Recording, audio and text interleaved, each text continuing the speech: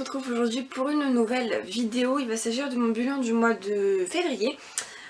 Franchement, c'était pas des très bonnes lectures. Il y en a une qui sort, on va dire, un peu du lot, sinon c'était vraiment très moyen. Donc je suis super déçue de ce mois de février. J'ai en tout 3 livres lus en entier et j'ai un livre que j'avais commencé déjà il y a perpète, vraiment ça fait hyper longtemps, ça date de l'année dernière.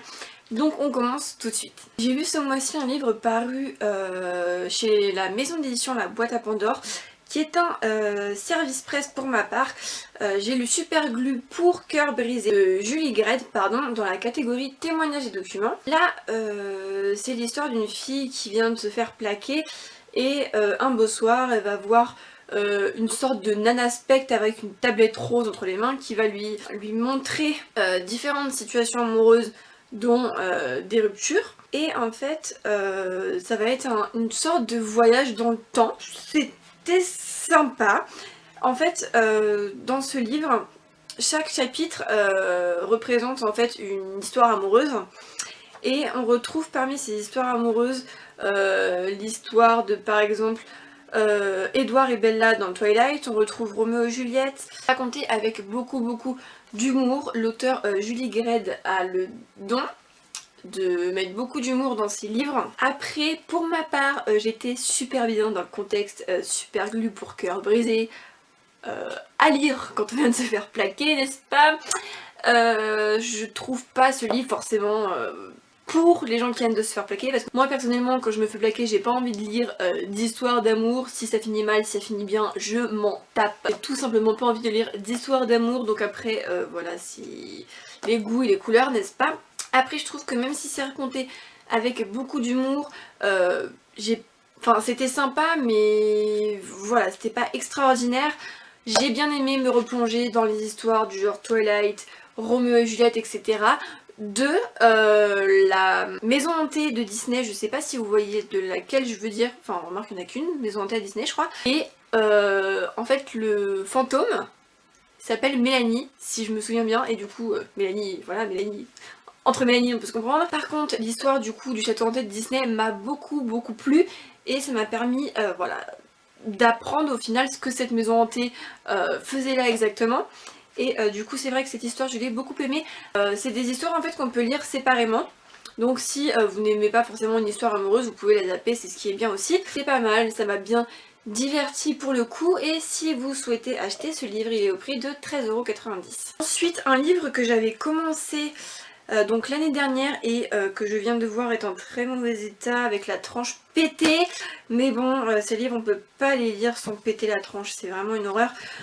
J'ai commencé à lire After, enfin du coup j'ai poursuivi ma lecture du tome 2 d'After d'Anna Todd, paru chez Hugo Roman. Et en fait ce livre je pense que commence à me gonfler un petit peu parce qu'il s'engueule tout le temps, ça ne mène à rien, je veux dire il n'y a rien de nouveau dans leur histoire, il n'y a rien de nouveau dans le livre entier, enfin je veux dire il s'engueule tout le temps, etc. Là je dois être aux 3/4 du livre à peu près, et voilà, c'est de l'engueulade, encore de l'engueulade, quand c'est pas l'un c'est l'autre, c'est vraiment pesant. Comparé au tome 1 que j'avais dévoré, le tome 2 je mets un peu plus de temps à le lire. Il sera sûrement, mais sûrement pas fini ce mois-ci. Et par contre les autres tomes seront lus à mon avis un peu plus vite parce qu'ils sont beaucoup plus petits. Ce qui m'arrange et à mon avis c'est ce qui pourrait m'éviter de me lasser. Et si vous souhaitez lire ce livre, il est au prix de 17 €. Ensuite une très grosse déception parce que j'avais adoré le tome 1, je l'avais superbement aimé. Le tome 2 est beaucoup moins bien. L'histoire est beaucoup plus plate, il ne se passe rien du tout à part dans les tout derniers chapitres.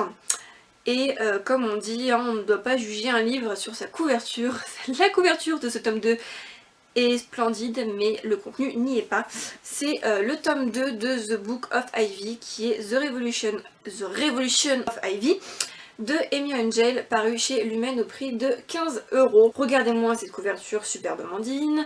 Le contenu, comme je vous l'ai dit, franchement je me suis ennuyée quoi. À part les derniers Les derniers chapitres et encore quoi. Et encore. Franchement ça doit être dans les 50 dernières pages sans abuser. Et je suis du coup supra déçue parce que j'en attendais beaucoup. Surtout que c'est un livre qu'on m'a offert à Noël et du coup j'aime pas ne pas trop aimer les livres qu'on m'a offert. Enfin je sais pas si vous voyez ce que je veux dire. Je préfère ne pas aimer des livres que je me suis acheté moi plutôt que des livres qu'on m'a offert parce que du coup je me sens un peu coupable, genre tu m'as offert un livre mais je l'aime pas trop. Je sais pas si vous voyez ce que je veux dire. En tout cas du coup voilà, vous le reconseillez ou pas, je sais pas. Commencez à le lire à partir de la moitié, vous gagnerez du temps je pense. Vraiment c'est pas pour être méchante mais je suis supra déçue et du coup je suis un peu, voilà, un peu énervée. Et ensuite le livre que j'ai préféré ce mois-ci, c'est un livre que je dois lire depuis X temps. Je dirais au moins depuis facile 1 an et demi. Je l'avais acheté pour mon tout premier salon du livre et Justine me l'avait tellement recommandé, genre à la limite à me taper dessus parce que je l'avais pas lu quoi. Il s'agit du tome 1 de Night School de C.J. Dougherty qui est en fait l'histoire d'une fille qui s'appelle Ali qui est un peu rebelle etc. et que ses parents vont envoyer dans une sorte d'internat où certains secrets s'y cachent, où il se passe des choses un peu étranges et elle va rencontrer deux jolis garçons, elle va avoir voilà, un peu de mal à choisir entre les deux disons. Parce que les deux ont carrément un caractère différent et du coup elle va pas trop savoir quoi faire, surtout que c'est une nouvelle dans l'établissement etc. J'ai bien aimé ce tome 1, j'ai super envie de lire le tome 2 et c'est très dommage que j'ai pas d'ailleurs tous les tomes dans la bibliothèque, sinon je pense que je me serais fait un marathon. J'ai bien aimé, c'était pas un coup de cœur, j'ai bien aimé tout simplement. C'est super addictif, les personnages sont hyper attachants, j'adore les messieurs qui se battent pour elle dans le livre, tout particulièrement un qui s'appelle... comment il s'appelle déjà? Il s'appelle Carter, je l'aime bien ce Carter. Je sais pas pourquoi mais je l'aime bien, il est toujours, vous voyez, un peu attentionné mais mystérieux, je t'approche pas mais au final je t'aime quand même. Vous voyez les gars comme ça que vous pouvez pas vous empêcher d'aimer alors que c'est des vrais crétins. Du coup je vous le recommande beaucoup, même si à mon avis le 3/4 des gens qui me suivent sur ma chaîne à mon avis ont lu ce livre déjà. Donc je vous le recommande beaucoup, j'ai super hâte de lire le tome 2 que je n'ai pas dans la palle, que je vais devoir acheter. Petit aparté, Night School, je sais pas à quoi ça vous pensez, mais moi ça me fait penser à des loups-garous, à des vampires, à des créatures mystiques, or que pas du tout. Genre pas du tout de vampires, pas du tout de trucs un peu surnaturels, pas du tout de loups-garous, pas du tout.